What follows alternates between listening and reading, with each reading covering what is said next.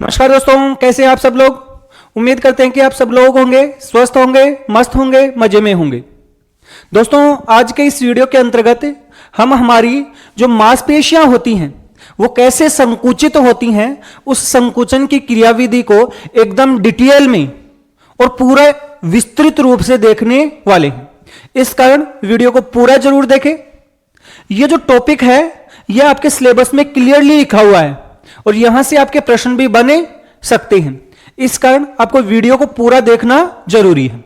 और इसके अलावा यदि आप हमारे चैनल पर पहली बार आए हैं तो आप हमारे चैनल को भी सब्सक्राइब जरूर करें और आपको वीडियो को लाइक और शेयर भी जरूर करना है। तो बात करते हैं हम हमारे मांसपेशियों की अर्थात पेशियों के संकोचन की क्रियाविधि के बारे में। तो देखो भाई, सबसे पहले हम बात करते हैं कि हमारी जो पेशियां होती हैं, और यहां पर हम मुख्य रूप से किसको पढ़ रहे हैं, कंकालीय पेशी को। किसको पढ़ रहे हैं, कंकालीय पेशी को। तो हमारी जो पेशियां होती हैं उसकी संरचना को हम पढ़ चुके हैं। जब हमने उसकी संरचना पढ़ी थी तो हमने देखा था कि मांसपेशी के अंदर आपकी पेशी कोशिकाएं पाई जाती हैं और वो पेशी कोशिकाएं होती हैं वो तंतु के रूप में होती हैं, लंबी कोशिकाएं होती हैं और इस कारण से उन्हें हम पेशी तंतु या मायोफाइबर भी कहते हैं। इसे क्या कहा जाता है, मायोफाइबर कहा जाता है। जब हमने मायोफाइबर की संरचना पढ़ी थी तो उसके अंदर हमने देखा था कि इसके अंदर और पतले तंतु पाए जाते हैं और उन तंतुओं को हमने मायोफाइब्रिल अर्थात पेशी तंतुक कहा था। और ये पेशी तंतुक होते हैं, इनके अंदर आपका क्या पाया जाता है, सार्कोमियर पाया जाता है। ये सार्कोमियर होता है, ये वास्तव में आपकी मांसपेशियों को संकुचित करने वाली क्या होती है, इकाई होती है। अर्थात संकुचन होता है वो किसके अंदर होता है, सार्कोमियर में ही होता है। तो एक क्वेश्चन तो आपका सीधा सीधा यही बन सकता है कि मांसपेशियों के अंतर्गत आपकी संकुचनशील इकाई होती है, उसका नाम क्या होता है, तो उसका नाम होता है सार्कोमियर। अब इसके अलावा आपको यह भी ध्यान रखना है कि हमारे जो ये सार्कोमियर बने हैं इसके अंदर आपके ए बैंड और आई बैंड पाए जाते हैं। पिछले वीडियो के अंतर्गत हमने ये ए बैंड और आई बैंड क्या होते हैं इनके बारे में क्लियर और पूरा एक विस्तृत डिटेल में वीडियो में देखा है। इसलिए अगर आप पहली बार ये वीडियो देख रहे हैं तो आप हमारे पिछले वीडियो को भी जरूर देखें और उसको देखने के बाद में आप इस वीडियो को देखेंगे तो आपको ये टॉपिक है ये पूरा समझ में आ जाएगा। अब इसके बाद में हमने देखा था कि वो ए बैंड और आई बैंड होते हैं, उसमें मुख्य रूप से हमारी एक्टिन और मायोसिन प्रोटीन पाई जाती हैं। कौन सी प्रोटीन होती हैं, एक्टिन और मायोसिन प्रोटीन। और ये एक्टिन और मायोसिन प्रोटीन होती हैं, यही हमारे पेशियों में संकुचन के लिए क्या होती हैं, उत्तरदायी होती हैं। इन्हीं से हमारी मांसपेशियां बनी होती हैं। तो देखो, हमारी जो पेशियां होती हैं ये मुख्य रूप से किसकी बनी है, प्रोटीन की। किसकी बनी है भाई, प्रोटीन की। और ये प्रोटीन होते हैं, इनको दो कैटेगरी में डिवाइड किया जा सकता है। एक तो हो गए हमारे संकुचनशील प्रोटीन। कौन से हो गए भाई, संकुचनशील प्रोटीन।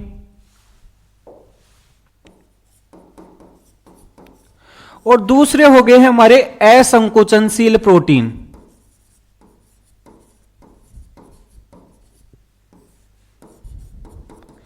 असंकुचनशील प्रोटीन।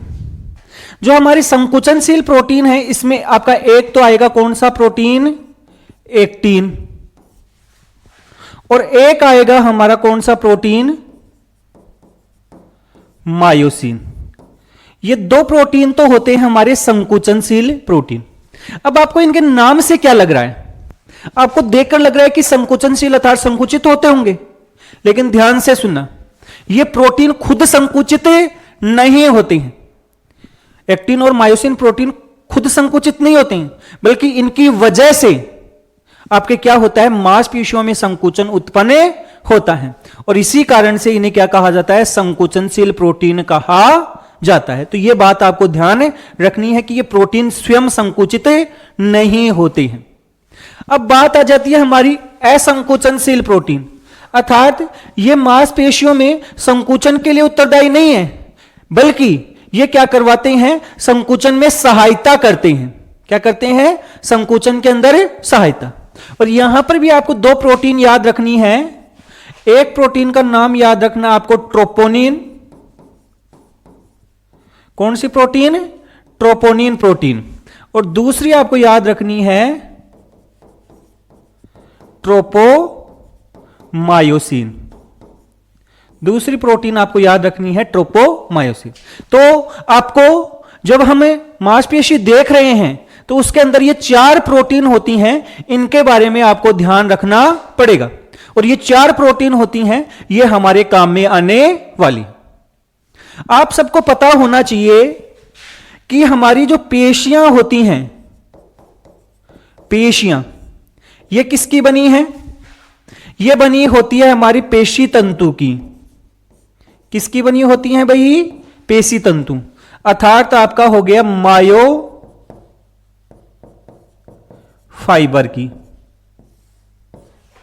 पेशी तंतु के अंदर क्या पाया जाता है, पेशी तंतुक पाया जाता है, अर्थात मायो फाइब्रिल पाया जाता है। और मायोफाइब्रिल के अंदर क्या पाए जाते हैं, एक तो आपके पाए जाते हैं पतले तंतु, एक तो कौन से तंतु पाए जाते हैं, पतले तंतु, और एक पाए जाते हैं आपके मोटे तंतु। क्या पाए जाते हैं, मोटे तंतु। तो यह आपको ध्यान रखना है, ये पतले तंतु और मोटे तंतु जो कि हमारे इस मायोफाइब्रिल के अंदर पाए जाते हैं, ये वास्तव में एक्टिन और मायोसिन प्रोटीन से ही मिलकर बने होते हैं। तो चलो देखते हैं। सबसे पहले हम पतले तंतु के बारे में बात करते हैं। किसके बारे में बात करते हैं, पतले तंतु के बारे में। अब यह पतला तंतु है, इसमें क्या क्या है देखो कि किस किस चीज से मिलकर बना है। एक तो है इसके अंदर एक्टिन प्रोटीन। कौन सी प्रोटीन है, एक्टिन। प्लस इसके साथ कौन है, ट्रोपोमायोसिन। कौन है, ट्रोपोमायोसिन। प्लस कौन है, ट्रोपोनिन। कहने का मतलब यह हो गया कि अभी हमने पीछे जो ये 4 प्रोटीन पड़ी थी, इनमें से 3 प्रोटीन तो आपकी किसके अंदर पाई जाती हैं, ये 3 प्रोटीन तो आपके पतले तंतु का ही निर्माण करती हैं। भाई पतले तंतु के आपको नाम लग रहा है भाई पतला है, अब पतला है तो कमजोर है भाई, इसकी तो मदद करनी पड़ेगी। तो एक्टिन तो पतला तंतु बनाएगा, इसकी मदद करने के लिए दोनों प्रोटीन और आ जाते हैं। कौन से प्रोटीन, एक तो आ जाती है हमारी ट्रोपोनिन और दूसरी आ जाती है ट्रोपोमायोसिन। तो ये पतले तंतु बनाती हैं।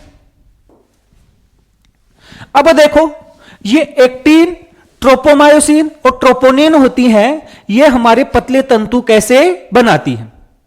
सबसे पहले हम बात करते हैं किसके बारे में, एक्टिन के बारे में। ये जो एक्टिन प्रोटीन है, ये एक्टिन प्रोटीन, ये क्या है, एक बहुलक। क्या है भाई, बहुलक। आप समझते होंगे ये बहुलक क्या है, मतलब छोटी छोटी यूनिट से मिलकर बना हुआ एक बड़ा प्रोटीन है। छोटे छोटे हिस्सों से मिलकर बना हुआ क्या है, एक प्रोटीन है। अब जब बड़ा प्रोटीन होता है जो छोटे छोटे हिस्सों से मिलकर बना होता है, तो उसके सबसे छोटे हिस्से को कहा जाता है एकलक। यह आपको पता होगा कि बहुलक होता है, पॉलीमर होता है, उसके सबसे छोटे हिस्से को कहा जाता है क्या, एकलक। तो कहने का मतलब है इस बहुलक की सबसे छोटी जो इकाई है,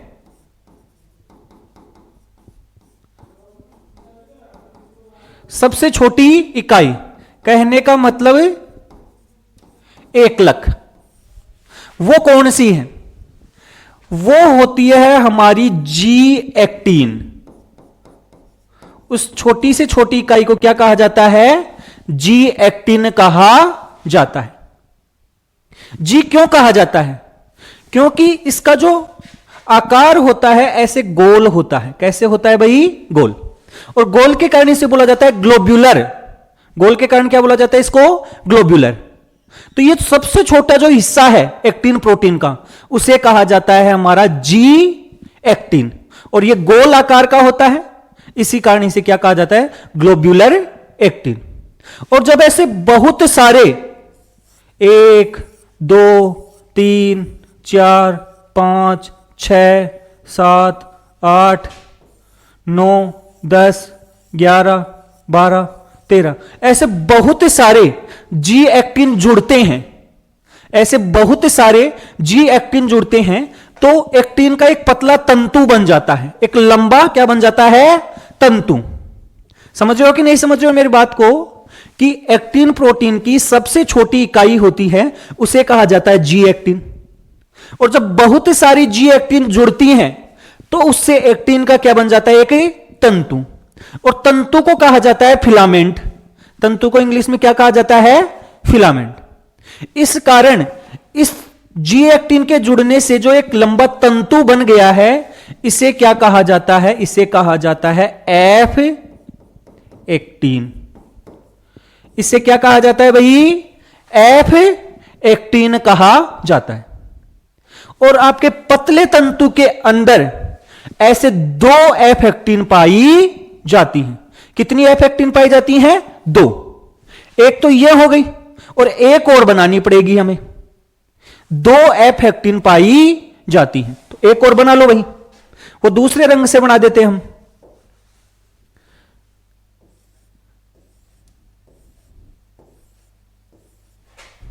ये दूसरी हो गई हमारी, ये दूसरी एफ एक्टिन हो गई।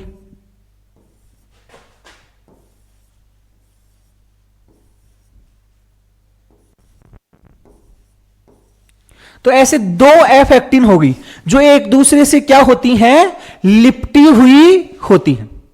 तो इस प्रकार से 2 एफ एक्टिन पाई जाती हैं। किसमें? पतले तंतु में। एक्टिन पता चल गया। अब आ जाते हैं हम किसके ऊपर? ट्रोपोमायोसिन पर। किस पर आ जाते हैं? ट्रोपोमायोसिन।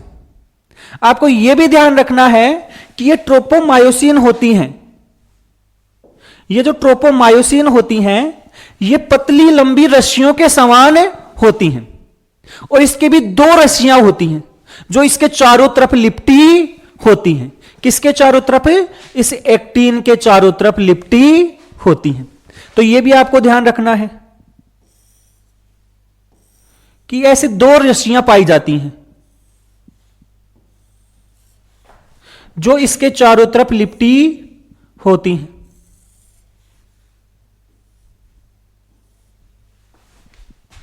और ये क्या है? यह हो गई हमारी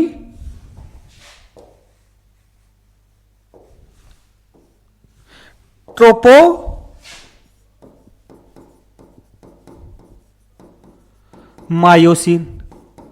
क्या हो गई है हमारी? ट्रोपोमायोसिन। तो हमारी 2 तो एफ एक्टिन हो गई, और उन 2 एफ एक्टिन के ऊपर आपकी 2 क्या लिपटी हुई हैं? ट्रोपोमायोसिन की रस्सी लिपटी हुई है, ऐसे समझ लो। एक्टिन भी होगी, ट्रोपोमायोसिन भी होगी। अब आ जाती है बात किसकी? ट्रोपोनिन की। ये दोनों रस्सियां हैं जो आपकी एफ एक्टिन के ऊपर लिपटी हुई हैं। इनको बांधना भी है क्योंकि ये रस्सियां वापस खुल सकती हैं। तो इनको जोड़े रखने के लिए, किससे जोड़कर रखने के लिए? एफ एक्टिन से जोड़कर रखने के लिए आपकी क्या होती हैं? यहां पर आपका पाया जाता है क्या? ये ट्रोपोनिन। और ये ट्रोपोनिन प्रोटीन होता है, ये आपका विशेष ऐसे 3 अणुओं के रूप में पाया जाता है। ऐसे ये क्या करता है? इस ट्रोपोमायोसिन को आपके किससे जोड़कर रखता है? आपकी इस एफ एक्टिन से जोड़कर रखता है। तो इस प्रकार से आपकी किसका निर्माण हुआ है? ये पतले तंतु का निर्माण हुआ है। किसका निर्माण हुआ है? पतले तंतु का निर्माण हुआ है। तो आप समझ गए होंगे कि हमारी मायोफाइब्रिल के अंदर जो पतले तंतु पाए जाते हैं जिनसे हमारे आई बैंड का निर्माण होता है, वो कैसे बना होता है? उसके अंदर आपका एक्टिन प्रोटीन पाया जाता है, उसके अंदर आपकी ट्रोपोमायोसिन पाई जाती है, उसके अंदर आपका ट्रोपोनिन पाया जाता है। आप थोड़ा सा यह भी देख लो कि हमारा जो ये ट्रोपोनिन होता है इसके अंदर 3 सब यूनिटें होती हैं, जैसे यहां पर दिख रही होंगी आपकी 3 सब यूनिट, और ये 3 सब यूनिट होती हैं। इसमें से एक को कहते हैं हम ट्रोप आई, एक को हम कहते हैं ट्रोप टी, और एक को हम कहते हैं ट्रोप सी। तो आपके ट्रोपोनिन में 3 यूनिट होती हैं, जिसमें से एक को बोलते हैं ट्रोप आई, एक को बोलते हैं ट्रोप टी, एक को बोलते हैं ट्रोप सी। क्यों आपको ये क्यों ध्यान रखना है? आपको ध्यान रखना है कि ये ट्रोप सी होती है, ये किससे बंधती है, किससे जुड़ती है? कैल्शियम आयन से जुड़ती है। ये आपको ध्यान रखना है भाई। ये ट्रोप सी है, ये किससे जुड़ती है? कैल्शियम आयन से जुड़ती है। जब आपको यह पता चल गया कि हमारे पतला तंतु कैसे कैसे बना है, थोड़ी सी एक चीज और ध्यान रख लो। आपको अभी बताया था कि हमारा जो ये जी एक्टिन होता है, हमारा जो ये जी एक्टिन होता है कैसा होता है? गोलाकार। कैसा होता है? गोलाकार। इस गोलाकार प्रोटीन में एक ऐसी जगह होती है, एक ऐसा स्थल पाया जाता है जहां पर आपका क्या जुड़ सकता है? मायोसिन जुड़ता है। भाई जब भी जुड़ेगा, लेकिन इस जी एक्टिन के ऊपर एक ऐसा स्थान है जहां पर कौन जुड़ता है? मायोसिन। तो यहां पर आपका मायोसिन योजी स्थल पाया जाता है, और किस पर होता है? वो जी एक्टिन पर होता है।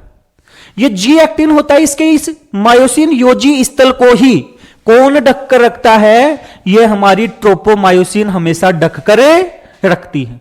क्यों? क्योंकि ये खुला मिलते ही इसके साथ कौन जुड़ जाएगा? मायोसिन जुड़ जाएगा। हम नहीं चाहते कि मायोसिन हमेशा इसके साथ जुड़ा रहे, क्योंकि इसके जुड़ते ही क्या होगा? मांसपेशियों का संकुचन होगा। तो क्या हमारी मांसपेशी हमेशा ही संकुचित थोड़ी रहेगी? अगर हमेशा संकुचित रहेंगे तो हम ऐसे हमेशा ही वो रहेंगे, हमारी गर्दन तो ऐसे टेढ़ी ही रहेगी। तो हमेशा जोड़कर नहीं रखना है। अब जोड़कर नहीं रखना है तो हमें इसके इस स्थल को क्या करके रखना पड़ेगा? बंद करके रखना पड़ेगा। और बंद करने के लिए इसके ऊपर क्या पाया जाता है? ये ट्रोपोमायोसिन पाई जाती है। इसका मतलब यह हो गया कि ट्रोपोमायोसिन वास्तव में इस जी एक्टिन की सुरक्षा करती है एक तरीके से। किससे? मायोसिन से। समझ गए कि नहीं समझ गए?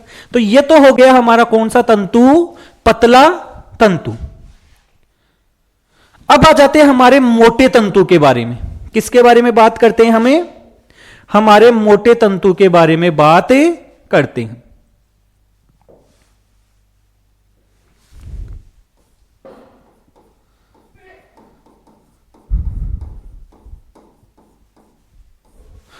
और ये मोटा तंतु होता है, ये किससे बना होता है? भाई पतले तंतु में हमने देख लिए 3 प्रोटीन थे, एक्टिन था, ट्रोपोमायोसिन था, आपका ट्रोपोनिन था। जो ये पतला तंतु है, सॉरी ये जो मोटा तंतु है, इसके अंतर्गत केवल आपका एक ही प्रोटीन पाया जाता है। कितना प्रोटीन पाया जाता है? एक। और उसका नाम क्या है? वो बेचारा अकेला ही है, मायोसिन। लेकिन ये अकेला ही उन 3 पर क्या है? भारी है। ये अकेला तैयार रहता है कि मैं एक्टिन को पकड़ लूं, उसकी सुरक्षा कर रहे हैं भाई वो दो। तो मायोसिन से सुरक्षा कर रहे हैं, ये तो तैयार बैठा है कि किसको पकड़ लूं? एक्टिन को पकड़ लूं। तो देखो ये जो मायोसिन है ये कैसा होता है? तो देखो मायोसिन की यदि हम संरचना देखें तो मायोसिन भी कैसा है? एक बहुलक है। कैसा है भाई? बहुलक। बहुलक का मतलब छोटी यूनिट से मिलकर बना है। और छोटी यूनिट से मिलकर बना है, तो इसकी छोटी यूनिट का क्या नाम है? इसकी जो छोटी यूनिट होती है उसे कहा जाता है क्या? मेरोमायोसिन। इसकी छोटी यूनिट को क्या कहा जाता है? मेरोमायोसिन। अर्थात ये क्या है? एकलक इकाई। तो कहने का मतलब आपके एग्जाम में ऐसे भी पूछा जा सकता है, आपके एग्जाम में यहां से भी सीधे प्रश्न बन सकते हैं कि निम्न में से एक्टिन की एकलक इकाई है, और वो आपको दे देगा actin, G actin, F actin. और यहां पर आपको पूछ सकता है कि मायोसिन की एकलक इकाई होती है। तो आपको याद रखना है मायोसिन के लिए जो एकलक इकाई है वो कौन सी होती है? मेरोमायोसिन होती है। नाम बड़ा है लेकिन है छोटी इकाई। अर्थात ये मेरोमायोसिन जुड़कर आपकी क्या बनाएंगी? मायोसिन प्रोटीन बनाएंगी। अब ये मेरोमायोसिन कैसी हैं? देखो, मेरोमायोसिन आपके सांप के बच्चों की जैसी दिखाई देती हैं। कैसी दिखाई देती हैं? सांप के बच्चों के जैसी। ये एक मेरोमायोसिन हो गई, और इससे ही लिपटी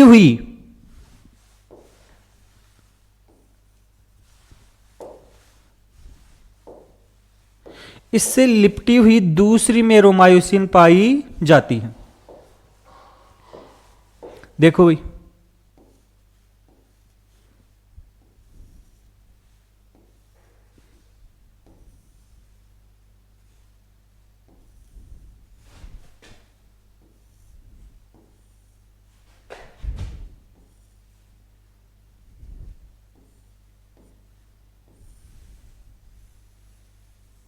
ऐसे ये दूसरी मेरोमायोसिन पाई जाती है। तो जो आपकी मायोसिन प्रोटीन है इसके अंदर आपकी दो मेरोमायोसिन की यूनिट पाई जाती है, और ये दो मेरोमायोसिन होती हैं, ये मिलकर आपके एक मायोसिन प्रोटीन का क्या करती हैं? निर्माण करती हैं। ये केवल एक अणु है, किसका? मायोसिन का, जिसके अंदर मेरोमायोसिन कितनी है? दो। समझ गए कि नहीं समझ गए? अब इसके भाग कौन कौन से हैं, इसके हिस्से कौन कौन से हैं? देखो, ये भाग आपको कैसा दिख रहा है? सांप के बच्चों का सिर का जैसा दिख रहा है, तो इसे बोलते हैं सिर। इस हिस्से को क्या कहा जाता है? सिर, अर्थात हेड। ये आपको कैसी लग रही है? उनकी गर्दन लग रही है, तो ये हो गई गर्दन, या इसको ग्रीवा बोल दो, सही शब्द क्या बोल दो? वही ग्रीवा। नेक हो गई, ये हो गई पूंछ, ये पूंछ हो गई। तो ये नाम हो गए। अब देखो, आप ध्यान से सुनो,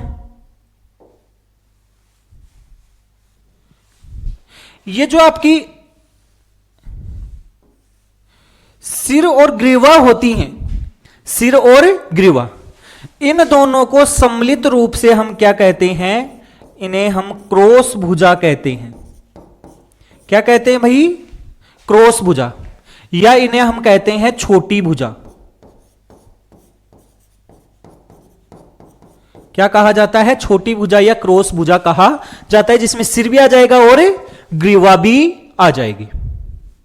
इसके अलावा यदि आप यहां पर ध्यान से देखो, इन दोनों को मिला दें, अर्थात सिर को और ग्रीवा को, तो बताओ इन दोनों में से, इसमें से भारी हिस्सा कौन सा हो जाएगा? भारी हिस्सा कौन सा हो जाएगा? तो ये वाला हिस्सा ही होगा। इस कारण इसे कहा जाता है HMM। क्या कहा जाता है भाई? HMM मतलब हेवी मेरोमायोसिन। इसे क्या कहा जाता है? हेवी मेरोमायोसिन कहा जाता है। और पूंछ वाला भी हिस्सा तो बेचारा हल्का पड़ गया, अकेला पड़ गया, इस कारण हल्का रह गया, और हल्का रह गया इस कारण इसे कहा जाता है LMM।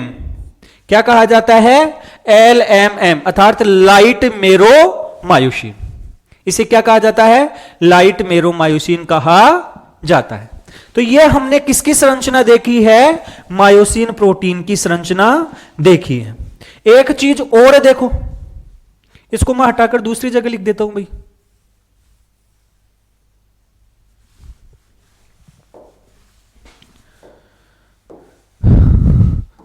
यहां लिख देता हूं कि एकलक इकाई कौन सी है?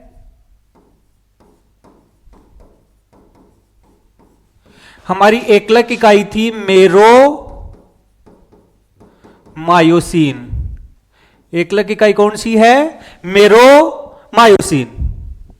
अब देखो, ये जो सांप के बच्चों के सिर हैं, ये सांप के बच्चों के सिर हैं, यहां सिर के ऊपर एक जगह पाई जाती है, एक जगह, और इस जगह पर यहां से ये किसको पकड़ता है? एक्टिन को पकड़ता है। इस जगह से ये किसको पकड़ता है? एक्टिन को पकड़ता है। इस कारण ये कौन सी जगह हो गई? एक्टिन योजी स्थल। कौन सी जगह हो गई? एक्टिन योजी स्थल। तो ये हो गया हमारा एक्टिन योजी स्थल। तो जैसे आपके जी एक्टिन में पाया जाता है मायोसिन योजी स्थल, वैसे ही आपके इस मेरोमायोसिन में क्या पाया जाता है? एक्टिन योजी स्थल। क्योंकि दोनों में ऐसी जगह होंगी जो एक दूसरे को पकड़ेंगी। तो जगह आपके समझ में आ गई। इसके अलावा यहीं पर पास में ही एक ऐसी जगह पाई जाती है जहां पर एटीपी जुड़ती है। एटीपी क्यों भाई? इसको किसको पकड़ना है? एक्टिन प्रोटीन को। और पकड़ने के लिए इसको ऊर्जा की जरूरत पड़ेगी, और ऊर्जा कहां से मिलेगी? एटीपी से मिलेगी।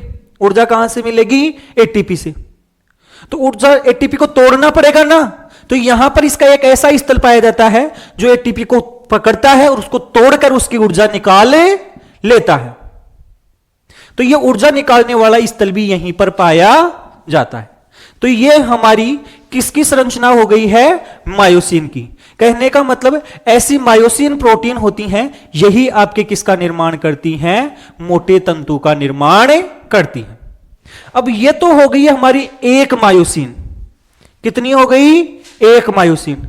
और मोटे तंतु का निर्माण होता है, ऐसी बहुत सारी मायोसिन प्रोटीन होती हैं, वो जुड़े जाती हैं। जैसे आप देख लो, आप समझो, आप ऐसे समझो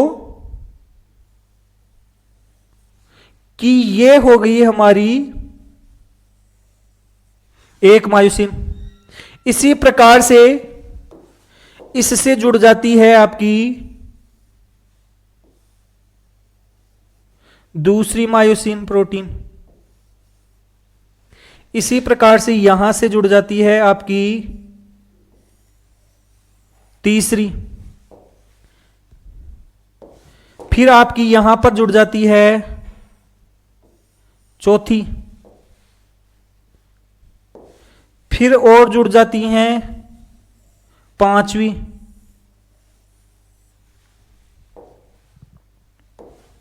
फिर ऐसे जुड़ जाती है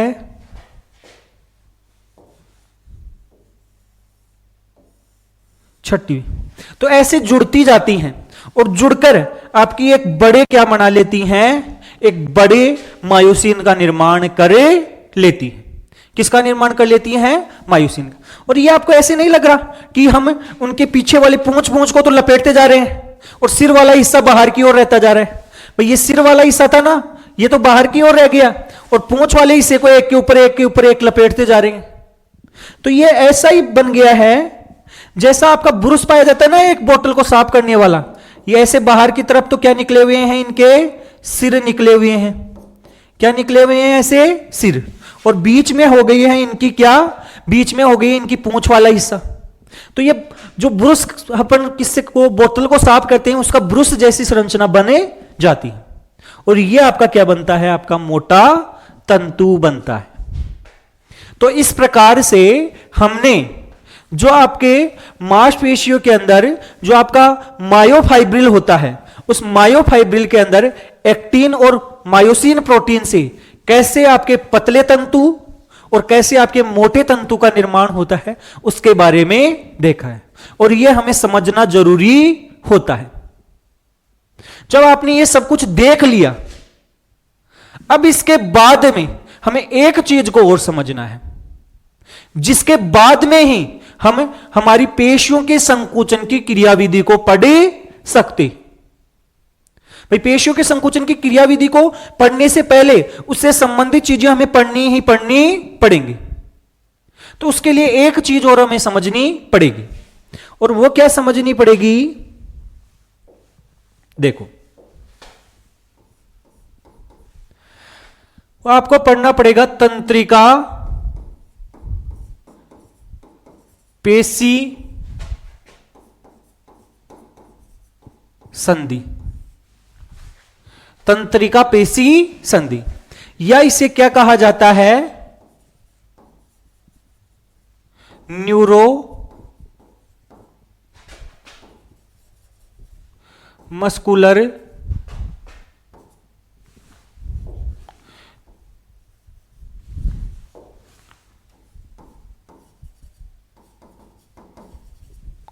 इसे कहा जाता है न्यूरोमस्कुलर जंक्शन।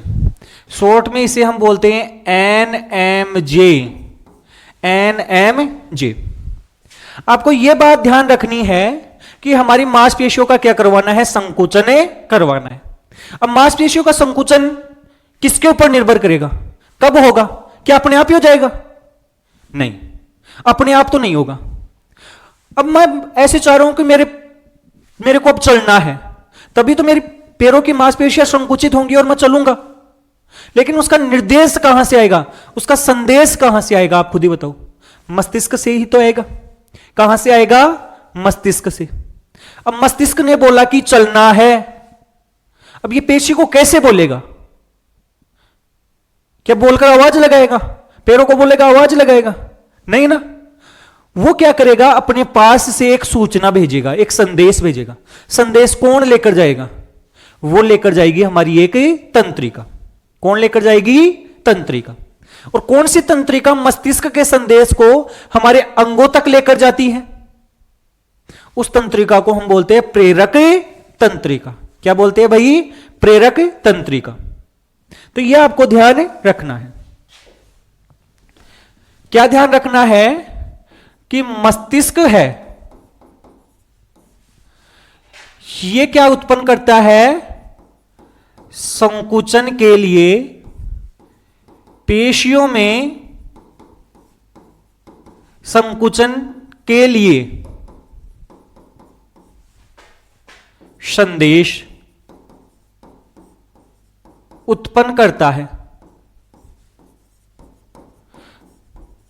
भाई यहां से तो मस्तिष्क ही तो कंट्रोल कर रहा है। मस्तिष्क ही तो बोलेगा आपको दौड़ना है, मस्तिष्क ही तो बोलेगा मेरे हाथ को अब उठना है। तो मस्तिष्क ने संदेश उत्पन्न किया। यह संदेश किसके द्वारा आएगा? प्रेरक तंत्रिका। किसके द्वारा आएगा? प्रेरक तंत्रिका। मस्तिष्क से किसी भी अंग तक संकेत लेकर जाने वाली तंत्रिका को क्या कहा जाता है? प्रेरक तंत्रिका, अर्थात मोटर न्यूरॉन कहा जाता है। तो यह मोटर न्यूरॉन लेकर जाएगी। अब प्रेरक तंत्रिका इसको कहां लेकर जाएगी? हमारे अंग तक। आप ऐसे समझ लो हमारे पांव तक, क्योंकि मैं ऐसे मान के चल रहा हूं कि मेरे को क्या करना है? दौड़ना है। तो मेरे पैरों के पास ही सूचना जानी है। अब देखो ये प्रेरक तंत्रिका कैसे लेकर आती है? तो देखो मस्तिष्क से लेकर आती है तो हमारे क्या पाए जाते हैं? न्यूरॉन पाए जाते हैं। क्या पाए जाते हैं भाई? न्यूरॉन।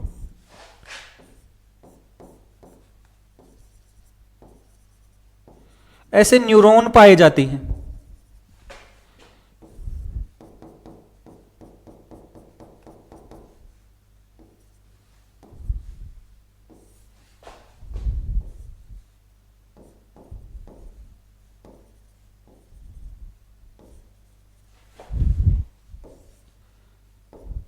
एक के पीछे एक न्यूरॉन आपका जुड़ा रहता है, और ये न्यूरॉन होते हैं, ये अल्टीमेटली हमारे कहां तक पहुंचती हैं? हमारे मांसपेशियों तक पहुंचती हैं।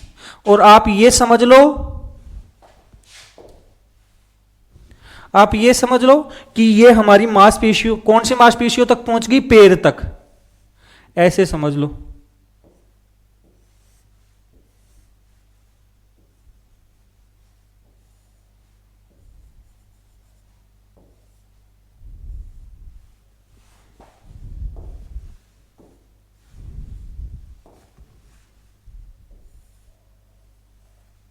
ये पैर की मांसपेशी थी, यहां तक पहुंच गई। अब देखो, आप खुद ही देखो, ये पहला न्यूरॉन है, ये दूसरा न्यूरॉन है, ये तीसरा न्यूरॉन है। अब इस सूचना को, मस्तिष्क वाली सूचना को, इस संदेश को हमें कहां तक पहुंचाना है? हमारी इस पैर वाली मांसपेशियों तक पहुंचाना है। कहां तक पहुंचाना है?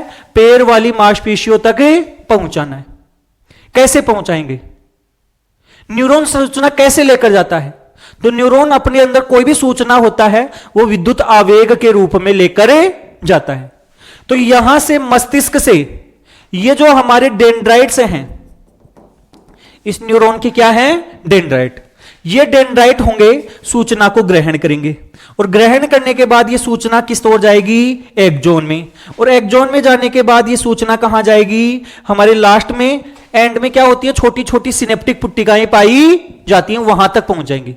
सिनेप्टिक पुट्टिकाओं में क्या भरा रहता है भाई? न्यूरोट्रांसमीटर। उनमें क्या भरा रहता है? न्यूरोट्रांसमीटर। न्यूरोट्रांसमीटर क्या है? न्यूरोट्रांसमीटर हमारे रासायनिक पदार्थ होते हैं, और ये रासायनिक पदार्थ होते हैं, ये सूचना को, अब देखो यहां पर ये सूचना है, अब इस सूचना को हमें इस वाले न्यूरॉन तक पहुंचाना है, तो ये न्यूरोट्रांसमीटर यहां पर रिलीज हो जाएंगे। ये न्यूरोट्रांसमीटर रिलीज हुए, और जैसे ये न्यूरोट्रांसमीटर यहां पर रिलीज हुए, इनसे सूचना किसके पास चली गई? इस नंबर 2 न्यूरॉन के पास चली गई। अब ये सूचना को आगे ले जाएगा, और यहां पहुंच गया, यहां पर फिर न्यूरोट्रांसमीटर रिलीज हो गए, और यहां से इस न्यूरोट्रांसमीटर से सूचना 3 नंबर पे चली गई। कहने का मतलब न्यूरोट्रांसमीटर होते हैं सूचना को एक न्यूरॉन से दूसरे न्यूरॉन तक पहुंचाते हैं, दूसरे से तीसरे, तीसरे से चौथे, चौथे से 5वें न्यूरॉन, ऐसे अल्टीमेटली आगे की तरफ हमारा ये जो संदेश है ये जाता है। अब एंड में जाकर, अंत में जाकर तो वो सूचना किसको देनी है? मांसपेशी को ही तो देनी है। और ये मांसपेशी है, मान लो ये पैर की मांसपेशी थी, इसको सूचना देनी है, तो एंड में जाकर इस वाले न्यूरॉन ने भी अपने न्यूरोट्रांसमीटर रिलीज कर दिए। तो यहां पर आपकी मांसपेशी और न्यूरॉन के बीच में क्या पाया जाता है? एक संधि स्थल पाया जाता है। भाई देखो, संधि स्थल तो इनके बीच में भी था, संधि स्थल तो इनके बीच में भी था, न्यूरॉन के बीच में भी संधि स्थल होता है, न्यूरॉन और न्यूरॉन के बीच में भी संधि स्थल होता है, और उस संधि स्थल को हम क्या कहते हैं? सिनेप्स कहते हैं। क्या कहते हैं भाई? सिनेप्स। इस वाले संधि स्थल को भी क्या कहा जाता है? सिनेप्स तो कहते ही कहते हैं, लेकिन ऐसा सिनेप्स जो आपके एक न्यूरॉन और एक पेशी के बीच में पाया जाता है, एक मसल्स के बीच में पाया जाता है, अर्थात न्यूरॉन और मसल्स के बीच में जो संधि स्थल पाया जाता है, जो सिनेप्स पाया जाता है, उस सिनेप्स को हम क्या कहते हैं?